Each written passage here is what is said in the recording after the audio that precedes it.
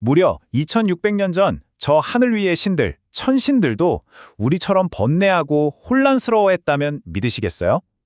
그들은 그 고민을 안고 지혜의 스승 부처님을 찾아갔습니다.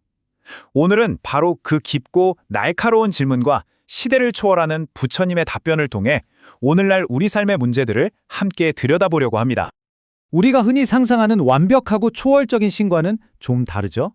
놀랍게도 경전 속 천신들은 불안과 의문에 휩싸인 우리와 참 많이 닮은 존재들이었어요. 그래서 그들이 던졌던 질문들은 세월을 훌쩍 뛰어넘어 바로 지금을 살아가는 우리 모두의 질문이기도 합니다. 자, 그럼 첫 번째 질문부터 한번 들어가 볼까요? 경전에서는 우리 삶의 온갖 괴로움을 거센 폭류, 즉 모든 걸 집어삼키는 홍수에 비유하곤 하는데요. 그렇다면 이 거대한 고통의 강을 우리는 대체 어떻게 건너야 할까요? 어느 고요한 밤, 한 천신이 부처님 앞에 나타나 가장 근본적인 질문을 던집니다. 존귀하신 분이여, 당신은 도대체 어떻게 이 거센 폭류를 건너셨습니까? 이건 단순히 강을 건너는 방법이 아니라 모든 괴로움을 끝낼 열쇠를 찾는 간절한 외침이었죠. 부처님의 대답은 정말 뜻밖이었습니다. 벗이여, 나는 어디에도 멈춰서지 않고 또 애써 허우적대지도 않음으로써 이 폭류를 건넜다. 아니, 멈추지도 않고 힘쓰지도 않는다니, 이게 대체 무슨 의미일까요? 정말 흥미로운 지점이죠? 먼저 머무르지 않는다는 것부터 살펴볼게요. 부처님은 이렇게 말씀하십니다. 내가 만약 멈춰서면 나는 그 즉시 가라앉는다. 여기서 머무른다는 건 어떤 특정한 생각이나 감정 또는 이게 옳다 하는 견해에 딱 집착하는 걸 말해요. 바로 그 집착이 우리를 괴로움의 깊은 물속으로 끌어내리는 무거운 앵커, 닷과 같은 거죠. 그럼 애쓰지 않는다는 건 또 무슨 뜻일까요? 내가 만약 애써 발버둥치면 나는 거센 물살에 휩쓸려 떠내려간다. 이건 괴로움에서 벗어나려고 조급하게 허우적거리는 모습이에요. 강물을 거슬러 헤엄치려고 필사적으로 몸부림칠수록 오히려 물살에 몸을 내맡기는 꼴이 된다는 통찰이죠. 그러니까 핵심은 집착하지도 조급해하지도 않는 그 절묘한 균형 감각에 있는 겁니다. 그렇다면 우리가 건너야 할 이 거센 폭류 속에는 구체적으로 어떤 위험들이 도사리고 있을까요?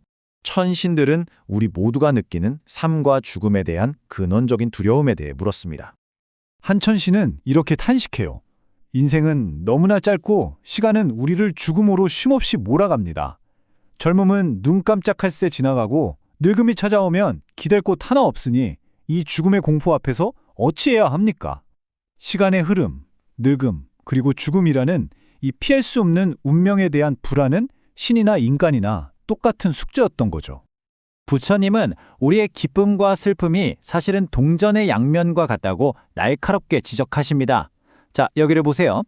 아들이 있는 사람은 아들 때문에 기뻐한다. 하지만 바로 다음 구절이 핵심입니다. 아들이 있는 사람은 아들 때문에 근심한다. 우리가 가장 사랑하고 소중히 여기는 것, 바로 그 소유와 집착이 가장 큰 기쁨인 동시에 가장 깊은 근심의 뿌리가 된다는 역설이죠. 그렇다면 우리를 꽁꽁 묶는 이 속박의 진짜 정체는 뭘까요? 부처님은 정말 강력한 비유로 설명해 주세요. 어머니는 안락한 집과 같고 아내는 포근한 둥지이며 자식은 우리를 묶는 끈과 같다고요. 그리고 이 모든 것을 꿰뚫는 근본적인 힘이 바로 가래, 즉 끝없는 목마름입니다. 이것들이 바로 우리를 윤회의 폭류 속에 가두는 진짜 족쇄인 셈이죠. 자, 지금까지 문제점들을 충분히 살펴봤으니 이제 이 거친 폭류를 헤쳐나갈 부처님의 명쾌하고 실질적인 해결책들을 들어볼 시간입니다. 한천신이 무엇을 끊고 버리고 개발해야 이 폭류를 건널 수 있습니까? 하고 묻자 부처님은 정말 명확한 3단계 로드맵을 제시하십니다. 첫째, 나라는 생각이나 의심 같은 5가지 낮은 단계의 족쇄를 끊어내고, 둘째, 물질에 대한 탐욕 같은 5가지 높은 단계의 족쇄를 버리고, 마지막으로 믿음, 노력, 지혜 같은 5가지 긍정적인 능력을 더 개발하라는 거죠. 낮은 단계의 문제부터 차근차근 해결하고 그 자리를 좋은 에너지로 채워나가는 아주 체계적인 방법입니다. 이번 질문은 정말 강렬합니다. 한 천신이 묻죠. 무엇을 죽여야 행복하게 잠들 수 있습니까? 무엇을 죽여야 근심이 사라집니까? 단 하나만 죽여야 한다면 그건 무엇입니까? 이 극적인 질문에 대한 부처님의 대답은 단호하고 명확했습니다. 분노를 죽여야 행복하게 잠들 수 있고 분노를 죽여야 근심하지 않는다. 그리고 이렇게 덧붙이시죠. 성자들은 이 분노를 죽이는 것을 칭찬한다. 그것을 죽여야만 진실로 근심이 없기 때문이다. 평화로운 삶을 위해 우리가 단 하나만 없앨 수 있다면 그건 바로 분노라는 것. 정말 시대를 관통하는 가르침이죠. 이 표는 우리가 생각하는 가치에 대해 다시 한번 생각하게 만드는 문답이에요. 천신이 묻습니다. 세상 최고의 재산은 뭔가요?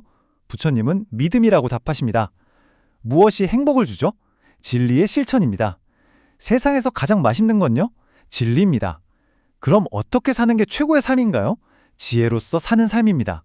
세상에 쫓는 돈이나 명예와는 전혀 다른 내면의 가치야말로 진짜 행복의 열쇠라는 걸 분명하게 보여주고 있습니다. 자, 이제 이 여정의 마지막 단계입니다.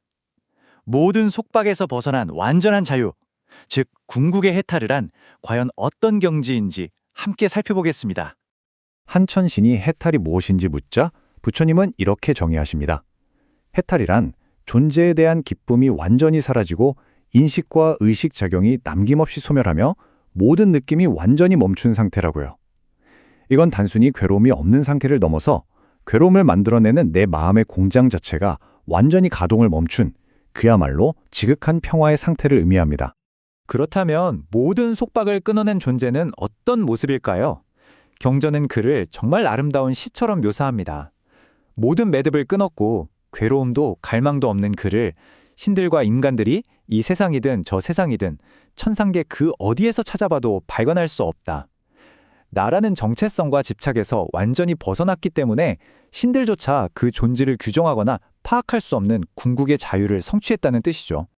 2600년 전 천신들의 질문은 결국 돌고 돌아 오늘 우리 각자에게로 향합니다.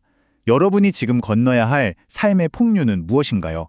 그리고 그 거친 강을 건너기 위해 무엇을 끊고 무엇을 버리고 또 무엇을 키워나가야 할지 오늘 이야기가 깊이 생각해보는 계기가 되었기를 바랍니다.